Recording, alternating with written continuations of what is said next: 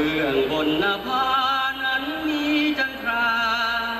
เด่นสูงหมู่ดาวห้อยดวงสิ้นแสงสลัวมัวเศร้าท้องฟ้าของพันแสงจันทร์สกราวส่องเวหาหาวเหมือนเป็นเจ้าแห่งราตรีอยู่ใต้ห่มฟ้าเหนือพระสุธา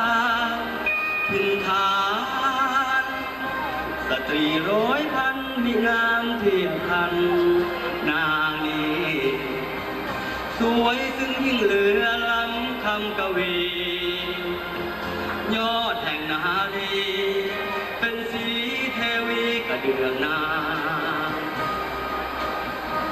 ยิ้มนางเหมือนหนึ่งจะตรึงโลกหยุด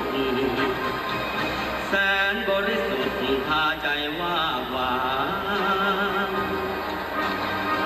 ดวงตาเปรียบรายประกายเพชรงามทรงซื่อทรงน้ำยอดแห่งนารีดังมวลนางฟ้าล่องลอยลงมา